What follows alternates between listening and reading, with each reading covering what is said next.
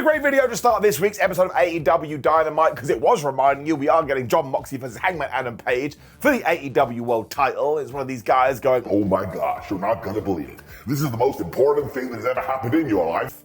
To the point you stand there going, I think it is the most important thing to happen in my life. And to those crazy people who are mad, because this is on free television, not pay-per-view, I have a PayPal, send me the money, I'll spend it on cheese. Also, my friends, welcome to AEW Dynamite and Ups and Downs, the only wrestling review show you need, because I watch wrestling, so you don't have to, and if I like something, it gets it up. If I don't like something, I get it down, and it doesn't make a damn bit of difference to your enjoyment of the show, because I am not a self-obsessed asshole. Not taking a shot at anybody there, but maybe I am. Also, welcome to the fucking show. That's right, we're allowed to swear again, but we're not going to do that a lot, because kids watch this show, so I apologize to the parents. I just ruined your day. We will not do that again. We're going to do it a little bit, but not a lot, because again, wrestling for all. Let's just start. It was our tag team title tournament as well to kick off this thing with the finals happening at the Forbidden Door, and it was the Young Bucks versus the Outrunners. I just want to give a massive round of applause to Matt and Nick Jackson. You can't walk into my house and tell me they understand wrestling. Ever since they've lost their EVP ship, they are so funny. And here, not only were they preloaded in the ring, which they moaned about afterwards, you even got their lower third graphic that just said talent name, and they really have lost everything. I also think they had a social media entry that just said social media. And we know on the other side of the ring, the Outrunners have just embraced goofy wrestling in the best possible way. So when I sat down and watched this, I had the best time. Like, genuinely, if I was going to rank my times, this would probably be number one.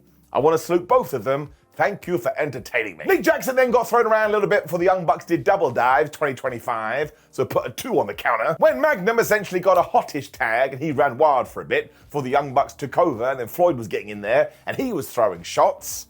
Don't want to be that guy, but it kind of came across like a tag team match in professional wrestling. Nick then did another dive, so put a 1 on the counter as he went to Tony Schiavone and just shouted, "Who's the superstar now?" So again, him losing his office job has affected him. When I think Matt spat in Floyd's face, which was quite the choice. We then got more super kick somersaults to the floor, but when the Young Bucks went for more bang to the buck, the Outrunners like, no, we're not doing that anymore. They got the hot tag, and this crowd just came unglued, and they kept going for the "you son of a bitch" elbow, whatever the flub they call it, and man, I just sat there once again going, I could honestly watch this match for the rest of my life, or for the allocated time that Tony Khan has given it for this episode of Dynamite. And I get it, look, small spoiler, the Outrunners didn't win here, but sometimes that's okay. You have to have a winner, and you have to have a loser. We should just engage in like intelligent discussion rather than go, oh man, it's the worst thing that's ever happened in the history of the world, because it's most definitely not. I mean, somebody out there will be happy the Bucks have won, and somebody will not be happy. It's the whole point. It's an entertainment show. You pick a lane and you ride it all the way to hell. Floyd then went totally 1980s because, of course, the Outrunners are celebrating their 3rd decade in the business.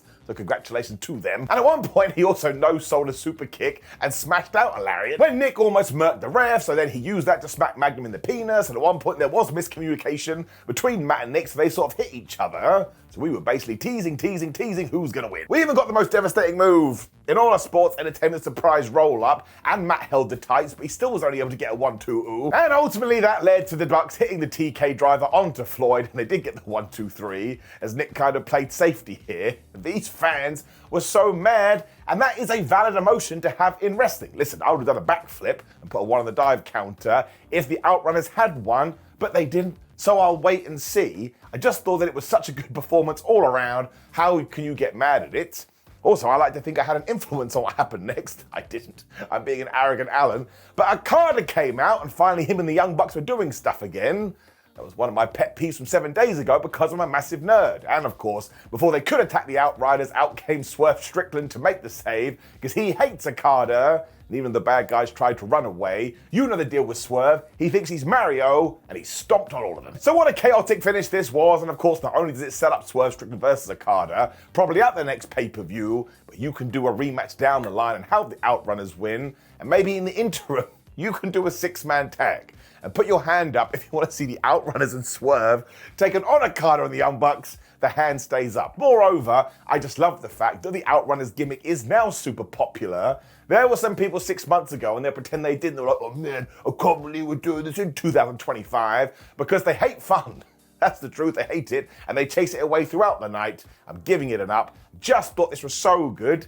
And actually, I'm kind of intrigued what the Young Bucks do. I said do, so hello to that guy in the comments. Either way, I liked it. Mark Briscoe was then telling us how much he hates MJF when Ricochet walked in, because they were going to be in the main event later. And of course, he was there with the Gates of Agony, who are full heads. Still can't believe he didn't choose any bald guys. Anyway, Ricochet then called Mark Briscoe a loser and went, ha ha! That's what he liked to do. He walked off. We then did cut to MJF, who was super happy because, of course, Happy Gilmore 2 has broke Netflix records, as he told us when he went to knock on the Hurt Syndicate's door to try and make up for last week. Now, Shelton Benjamin answered, and the first thing Max said was, listen, I just want to apologize for Bobby Lashley's actions last week. I was like, you shouldn't have said that. They're gonna kill you. This was correct as well, because Shelton said, listen, MVP and Bobby Lashley aren't here because they are so mad at you, MJF. And I know you bought me this watch, but we all know it's a crappy watch and you got it from Team U. And ultimately, you've gone too far, you crossed the line. Nobody wants to be your friend anymore. So you are out the group. And he even gave him a thumbs down. So I shall be talking to Mark Sterling and the cease and desist will be coming. Catalyst to all this as well is that Shelton Benjamin admitted the only reason he had been going along with it is because MVP liked MJF. But now MVP doesn't feel like this anymore. And I bet this came down to abbreviations or anagrams. MVP was like, oh my gosh, we're both doing the same thing, and there can only be one. Shelton then even told MJF if he tries again, he will leave him in a pool of his own piss. Nobody wants to see that. And I am kind of torn here, like Natalie and Brulia, because if this is the end of the Hurt Syndicate with MJF, we pulled the trigger way too fast. But I think I'm being worked. I can't help it. Something doesn't smell right here. I think it's going to turn out the Hurt Syndicate do help Maxwell Jacob Friedman beat Hangman Adam Page, because all of this is kind of feeding into Max's energy and rage against the Cowboy, which means now I don't know what to do, which probably means we have a good storyline here. But as I've always said, we have to operate within the context about how things are presented to us. And if we have made a mistake, we'll just say sorry. That's fine. We all make mistakes, just human beings. So I'm giving it a down. Because I'm worried we have gone too fast with this, but I also expect to have egg on my face in around about 3 to 4 weeks. That's fine though. Eggs are full of protein, and that's good for your muscles. Regret saying that. I sound like a personal trainer from 1984. Either way, MJF and Shelton Benjamin were good here. They actually felt like they were pissed off with each other.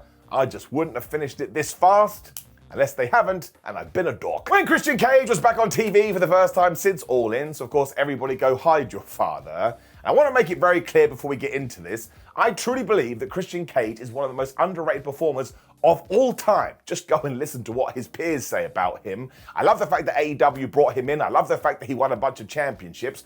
And every single thing he's done with the Patriarchy has been brilliant. He's also a master with the microphone.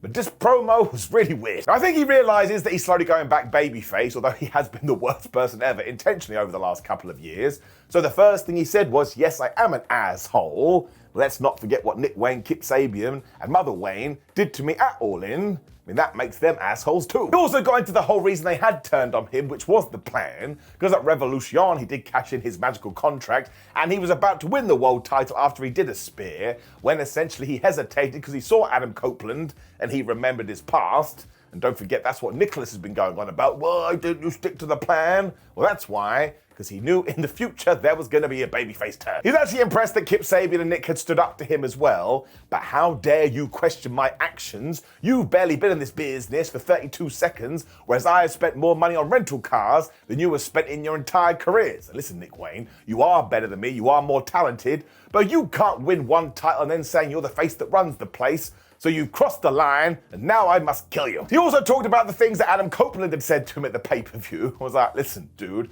maybe I've thought about it and maybe I haven't, but you can't be that upset. Your nickname used to be the Ultimate Opportunist, and you did terrible things to get to where you got to, which is kind of true. So don't tell me that game doesn't recognize games. There's your tease to reunite Edge and Christian when he addressed Shayna Wayne's statements that he wasn't able to get an erection. He was like, that is true, but only because where I was trying to put my thing was really big. Just going to leave it there. I don't think we need to walk down this path. He then turned his attentions back to Nick Wayne and said, you ain't gonna go anywhere before you go through me first. So we're actually going to do this match. When he couldn't help himself. He was like, now not only do you have a dead father, but you have a father that is dead to you. That's like, this guy is meant to be a good person. He's still kind of that dude, and then he disowned them all. Relationship is dead. Shayna then did appear like a Pokemon, but Christian Cage stopped that. But of course it was a ruse, because Nick Wayne and Kip Sabian jumped him, and I kid you not, they gave him a standing up concerto. Now these grifters online are pretending, oh, it didn't look very good. Do you know how dangerous this is? Do you know how precise you have to be so you don't brain this guy? I actually applaud the fact they did do this in the way that they did. And of course, Christian sold it like he is murdered, so we may not see him for a while. But it gave me the heebie-jeebies in my tum-tum. And again, if you're trying to make those guys the bad guys, you're trying to make Christian Cage a good guy, this is the way to do it. I mean, they may as well have gotten a gun and just shot him right in the eye. So there's 2 points I want to throw in there, because the angle and what we're going to do going forward, I'm quite excited about. I thought it was good. And while Christian Cage, like we've talked about, is a good promo, a great promo, I think he got a bit flustered here, because he would just stop every now and then, look at the crowd and say, excuse me, I said I'm conducting business. It was also just way too long. We probably should have shifted it all together a little bit. I mean, maybe that's just the way we timed out the show. So listen, for everything around it, I am going to give it an up. But the talking itself, it was just a bit wibbly wobbly. So it is going to get a minor down. But also, it means after Tuesday or Monday Night Raw, we can bring back Nobody Talks Like That 2.0. I don't even need to explain this to you, but for those that did miss it a couple of days ago, it is essentially me singing promos. That's right, that's all it is. Roll it.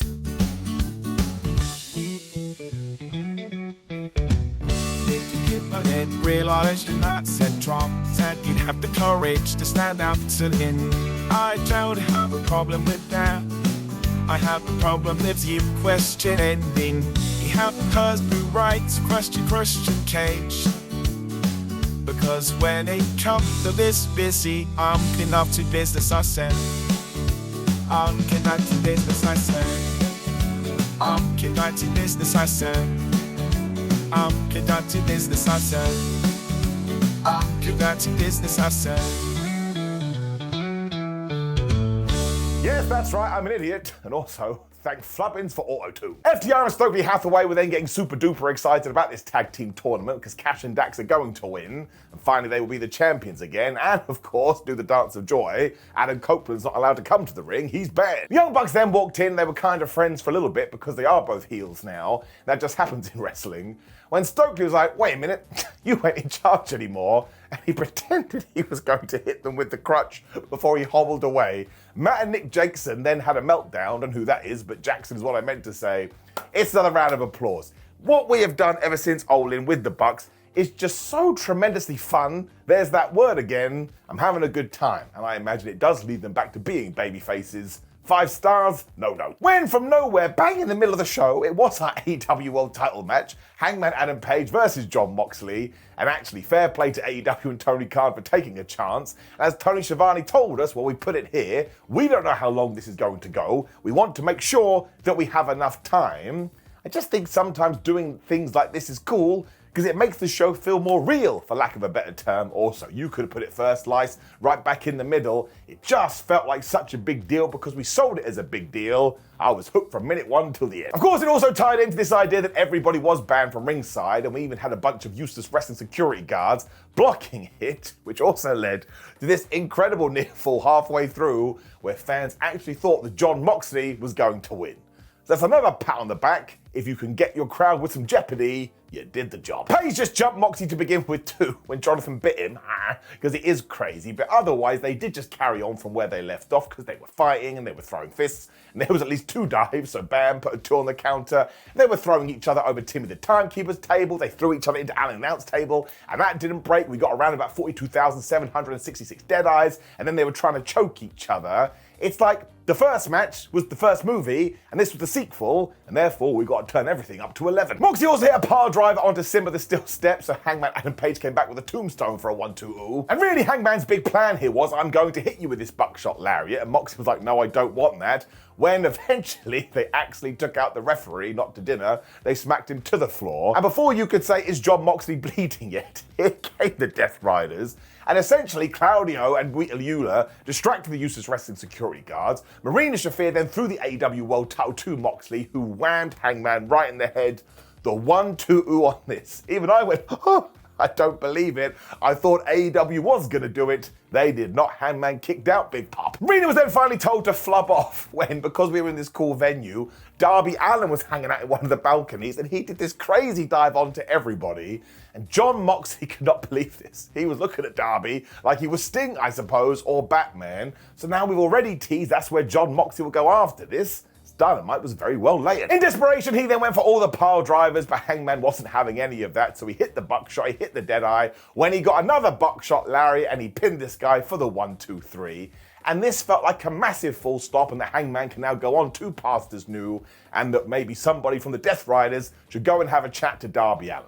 So these two are just wonderful together. They should be teaching science because they have such great chemistry. You could probably watch these two matches back to back and go, I can see a bunch of callbacks here. It's getting an up. I loved every single second of it. Hangman is the main character now, and long may he hold this belt. He's my champion, damn it, and I love him. I love Jon Moxley too. He's become a little bit underrated as well. What a flipping good heel. We went right from that too into this really decent tag team match, which was also fun because it was Athena and Billie Starkz, her friend and kind of underling, taking on Alex Windsor and Toni Storm, who are most definitely best buddies. But at one point they were doing double combos and it ended with them dancing and hitting a boot. I was like, that's the type of wrestling I need in my life. Athena then got in some offense and posed in front of Billie Starkz as if to say, ha, I know what I'm doing. And Toni Storm snuck up and murked her. I'm not going to do it, but we're going to have to start a pose counter. How many times do I have to tell wrestlers you cannot hit your D-pad mid-match? Somebody's going to come and teach you a lesson. Windsor then hit a dive, so bam was one of the dive counter when Athena and Billie were basically doing combo spine busters, which allowed Alex to be whooped for a while. You're not going to believe this. Anytime she tried to make the tag to Toni Storm, the bad guy stopped her. When Toni Storm got the hot tag anyway, she ran wild, and as always, she's just so over. It's been a terrific rise to the top. It led to this great finish as well because Toni was then able to hit Billie Starkz with the sweet cheek music. But earlier, she had got in the ring by doing a blind tag. So Athena was like, all right, I can do that too. She did a blind tag, so when Toni turned around, Athena flew off the top rope with the O-face and she pinned the women's champion. Now look, before we get anywhere, I am going to give this an up because it was such a creative ending that made you go, ha ha, that would work. And also now, maybe Athena gets a match anyway without the magical contract. Then I was like, hang on a sec. Alex Windsor, done. You've taken her out. Toni Storm, you just hit her with the finish. Why don't you sign the magic deal and say, ref, let's do the match right now? I mean, you could have become the champion. I think I'm being a bit geeky and a bit nerdy here. And you can sort this out with one promo. I'm going to give it a down. It's one of those things that got into my brain. I was like, well, she should at least have tried. The championship was right there. And I do believe you're a bad guy. It is too much, though, because we're not focusing on what we should be focusing on. Everybody here did such a good job. Like, Alex Windsor has cemented herself now. Billie Starkz is like 20 years old and gets better all the time. She's kind of like a savant when it comes to wrestling. I am going to give it an up. And it ties into a bunch of stories, too. No problem with that. Speaking of magical contracts as well, we then saw Hangman Adam Page talking to some local medical facility professionals when MJF walked in, because that's right, he's got one too. He congratulated Seabiscuit on retaining his championship, but also called him a coward, because he remembered what Adam Page did at All In. You used a fork, man. And riddle me this, who the flub uses a fork? Ultimately, he was trying to goad Hangman into a match so he doesn't have to use his possession that he won in the Casino Gauntlet. So Adam Page was like, listen, dude, if you want this, you have to go and earn it. Why don't you listen to me? Looks like you're having heat and beef with Mark Briscoe. So if you can beat that guy, then you can have a conversation. And maybe, just maybe, I will give you this title shot, but it depends what mood I'm in. Max then replied that Hicks from the Sticks always stick together, which did make me laugh. When Hangman was like, you do know you don't have the Hurt Syndicate anymore, and I will whip your ass. So Maxwell ran away. This goes back to what we were talking about earlier. I think we're having the wool pulled over our eyes, man. I don't think they've split up at all. But honestly, now, talking about directions we are going in, clearly it is going to be MJF versus Hangman, and these two are just great together. And if nothing else, they're AEW OGs. So I'm going to give it an up as well, because almost seamlessly, Jon Moxley has then flown over there with Darby Allin, and now we've got these two as well. You have to imagine this is what Tony Khan did plan. It's been effortless. Well, that is good long-term story planning, wrestling, shalalaboos, whatever you want to say. I like it, man. It doesn't feel like someone walking up to someone else going, oh man, I want a title shot. It feels like we planted these seeds a few months ago, and now the tree is growing into a plant. Or something that makes more sense. Willow Nightingale was then mad because she had challenged Tekla last week and Tekla had said nothing. apart from revealing she is now in that new stable that I believe is called Spooky Wookie 1. That's not true, it's called the Triangle of Madness, so I think Willow said that she's now the trapezoid of Grapazoid, or something like that, but it made me laugh. Either way, she's gone to Tony Khan, which did a very funny Tony Khan impression, and now it will be Willow Nightingale versus Tekla on Collision. Seriously. At some point very soon, Willow Nightingale is going to have to win that World Championship or some title, and we build a part of the show around her. She's just too good, she's just too likable as a babyface, and now she's making me laugh too.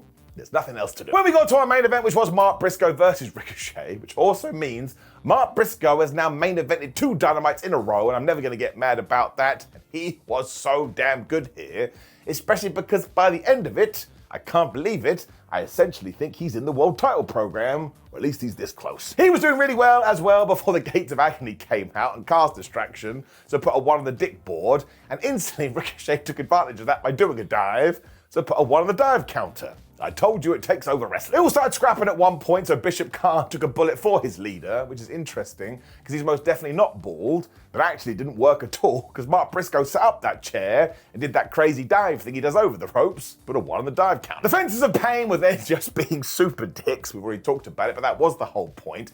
AEW was just teasing and pretending that Ricochet was going to use this to his advantage, and while he did come this close, Mark Briscoe is such a babyface and he's such a fighter, and he has the goodwill of everyone, he kept kicking out and he kept making you believe. Finally, Brody King and Bandito came out to take out the Gates of Agony, because of course they're in the tag team tournament together.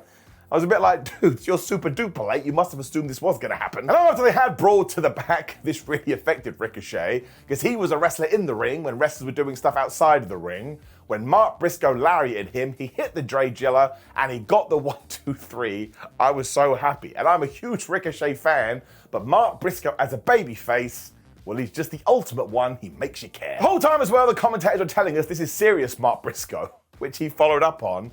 Because he got on the microphone and he said, listen, MJF, you have now mentioned my brother twice, so more fool me. And now I'm a bit worried, because I'm going to kill you, and I won't be able to repent, because I won't mean it. Meaning, after I die, I will not be in the same place as my brother. Now, that's a 1 on the crime counter. You can't say that. If you have 5 minutes today, you have to watch this promo. It is the most unhinged and crazy thing anyone has ever said, but my gosh, he makes it work. MJF then appeared on the big screen because he's not an idiot. He's not going to come to the ring. And listen, after talking to our world champion, if what he has to do is beat Mark Briscoe, that is what he's going to do next week. He talked to Tony Khan. He's got the green light. He then kind of insinuated that Briscoe may not make it, and that's because this was a lie. It was a pre-recorded video, and he turned up in the ring behind Mark and booted him right in the penis. Once again, my hand goes up. Who in the production crew ran this video? I mean, they must have known the plan beforehand. Freeman then looked down the camera and told Hangman to watch this as he put on the Dynamite Diamond ring, which is a terrible idea, because Hangman was like, all right, well, I'll come and watch it live and in person. And he walked to the ring. I don't think Max thought that was going to happen. He just booted MJF as well, who then tried to use Mark Briscoe as a shield, but he went for the Dre Driller, which is when Maxwell ran away, because he totally gets his role. But basically, we have set all of this up. We have a kind of #1 contender match next week. Hangman is standing tall as the warrior he just can't beat.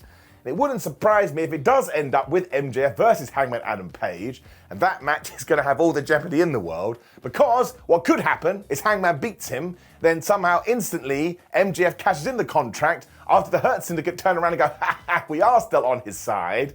I think that's what's going to happen. I can't even talk right now. I think that's the plan. I mean, I'm going to look like an idiot, but it'd be such a good swerve, I don't mind. Look at me anyway. I am an idiot. I am giving all this an up. It was a great end to Dynamite. You could go the other way as well and have Mark Briscoe win, because I will take Hangman Adam Page versus Briscoe. If anybody can make a babyface versus babyface match works, it would be those two guys. Overall, Dynamite is getting an up. People keep sending me messages going, oh, Simon, the TV ratings. When I watch, the only rating I care about is #1, which is me, and I think everything they've done post-Dynamite, not that, post All In, has been good. I'm so amped up now I can't even talk. But anyway, tell me I'm wrong in the comments below. If you like the video, share the video and subscribe. Ups and downs for Raw is on the screen right now. And that's it. We have to settle in for the weekend, where I will be inflecting your life, because there are so many shows. Got another word wrong there. Listen, it's been a long day, right? I've got a stupid black eye from wrestling. Quite fun though. I'll see you soon.